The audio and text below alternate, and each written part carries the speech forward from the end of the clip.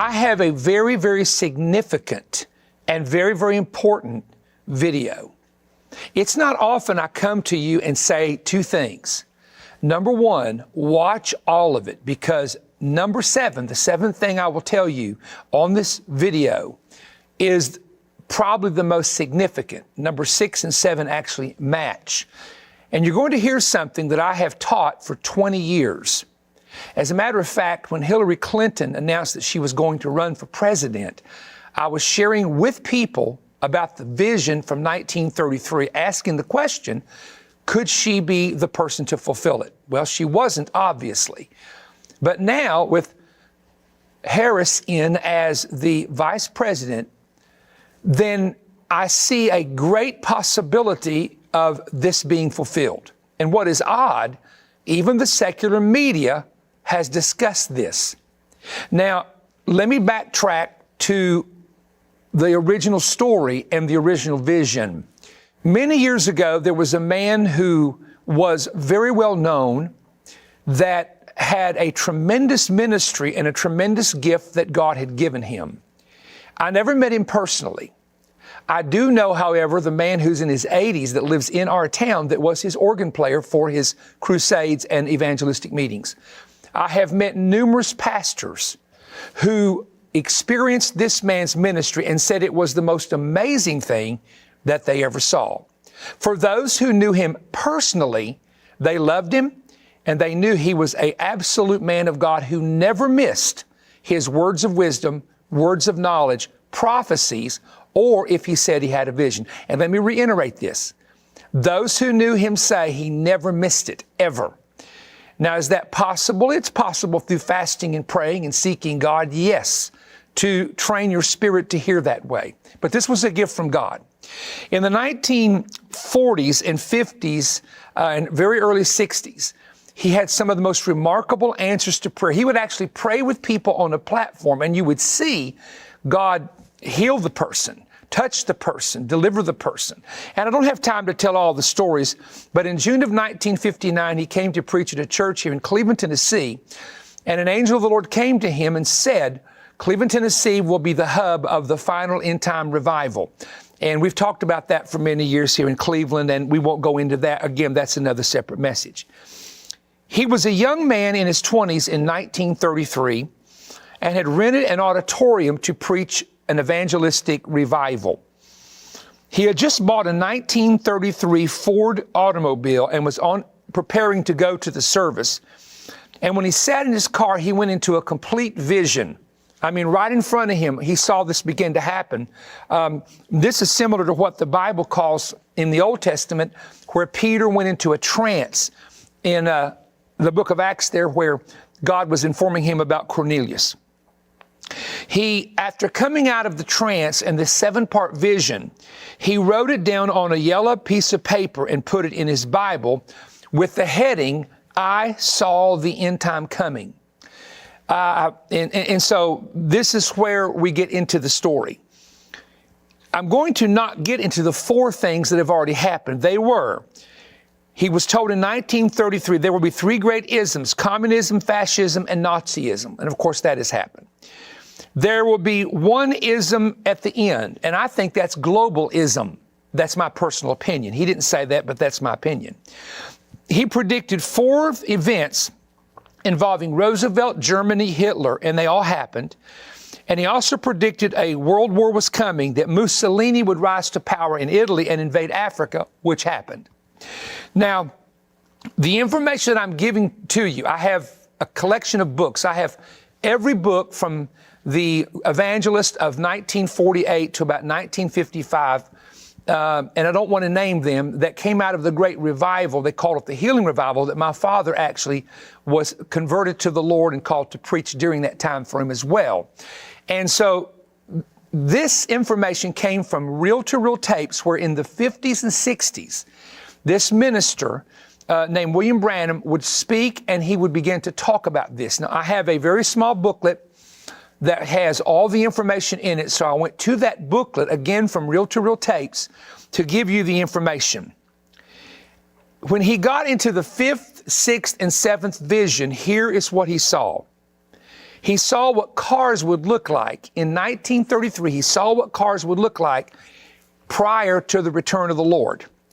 Now these are quotes. Just before that time comes, the final ism, automobiles will look like an egg. Now all of them were long rectangles back then and were for many years.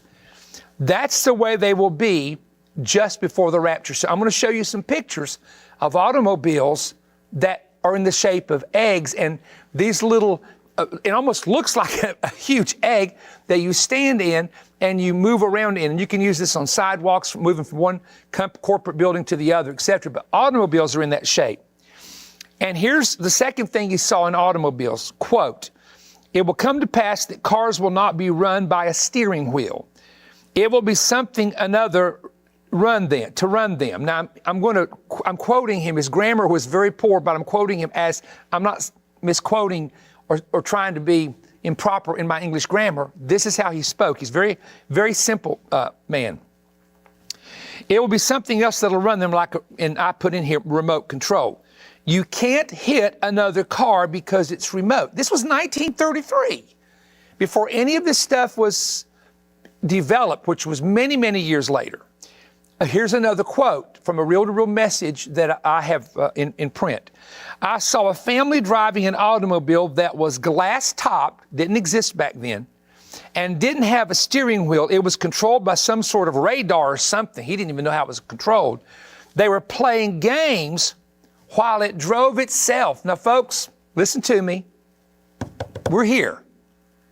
So that's what makes me believe that now what he saw with a woman becoming president could happen in the next few years with Kamala Harris, moving from vice president to president. But I want to show you the end result of what he saw when this happens. Now, he's preaching in the 1950s, telling people this. He repeated it about 4 times in major meetings. "America will become ruled by a woman." These are the quotes. Here's a quote from Teaching on Moses, May 13, 1956. "A woman will take the place of a president or of something great and high power in America." Here's a third quote. "I predict before the coming of the Lord, a woman shall arise to be the leader. I saw a woman that will either be president or become some great power of some sort in the United States before," this is very interesting, "the annihilation of the world."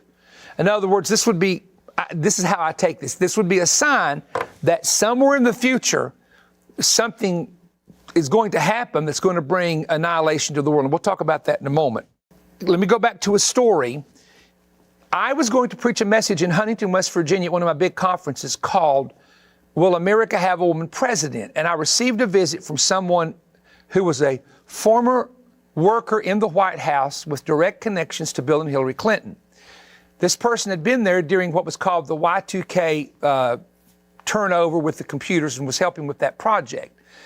She heard Hillary talk about becoming a senator in New York. She heard Hillary talk about, this is before they left the White House, the Clintons left the White House, of course, and how she wanted to be the first woman president. Well, she was interested in hearing what I was going to say, and I used these predictions to say, could it be? You see, when you don't have a clear word, and I don't have a clear word if it's Harris, I really don't. But my point is that the opportunity could be there because of Biden's health. He could get sick. I don't know. My point of even saying that is those are possibilities. And even the secular media has said he will stay in for a certain period of time. He'll step down. He's even talked about it, that if he couldn't do it, he'd just step down, say he was sick. And so she then would become president. So would she, if she became president, be the person that this man who was and if I can use this, there are people that have a prophetic gift, who did have a real prophetic gift, who knew how to operate it correctly. Now again, I know 25 people that I've talked to since I was 18 who knew him personally, who traveled with him. He had meetings in their churches when they were kids. And they say, phenomenal, unbelievable, to the point that people followed him. He was so much like Christ in his ministry that people began to build him up. And he told his best friend, God's going to take me because people are exalting me way too high. A man should never, ever be exalted like people are looking at me like I'm Elijah or something like that. And the Lord allowed him, I'm not saying the Lord sent it, but he was taken in a car accident and could have lived on many years had not that happened. But that's what he said himself. He saw his own death coming and predicted it. Now, here's what I want to say. Only time will tell if this is the season of 2021 to 2024 where she would step in. We do know if she does fulfill this, here's the part that really stirred me. Not the fact that she comes in and not the fact that morals fall. That's already happening and it's going to get worse. Not the fact, that you see the different things happening that we who are patriotic Americans, Christians, and conservatives see. But here's the part that really, all right. Immediately after that, after this person comes to power, who was the woman president, and again, if it's not in 2024, it will be in the future. I saw the United States as one smoldering, burnt over place, blown to bits. It will be near its end at that time. And I'm not going to read into that. I will give you one more quote. He said, I seen, and instead of saying I saw this, I seen what looked like just stumps burning, rocks blown out, and the whole United States looked bare, like that, as far as I could see where I was standing. Now, let me suggest here, and I'm only suggesting, volcanic eruptions would do this, massive earthquakes would do this. As far as the burning part, gas pipes blowing things up, that's how in many areas that would happen. It also could be internal fighting, which I hope to God we never get to that, as far as violence in that people can agree to disagree or have protest, but not the violence, hope. And then, or it could actually be the invasion from another country, which is very, very possible. And my father would never want me to share this. No, he let me share it at times of something that happened to him, but I'm careful with it because there's so many skeptics when it comes to a vision or a dream or someone having a prophetic word or someone who says they've seen an angel, because I know there's a lot of flakiness out there with some people. And so that's why I've never shared this, because he received a very visitation in Troutman, North Carolina years ago. And, maybe somewhere down the road, if I get a release, I'll talk about that. So we have cars that look like eggs, driverless cars, cars that can park themselves, cars that can drive themselves. I have a vehicle that if you press a button, you can take your hands off the steering wheel and it just stays between the lines.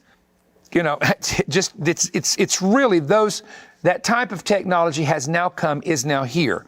And again, the destruction could be possible. Now, someone said, well, what do you think, looking at all of this, how do we know that's going to happen? You look at the reputation of the person saying it. Now, he was a controversial person because it wasn't, he believed that he came in the spirit of Elijah, not Elijah, but the spirit of Elijah with that anointing. And people cut him down and criticized him.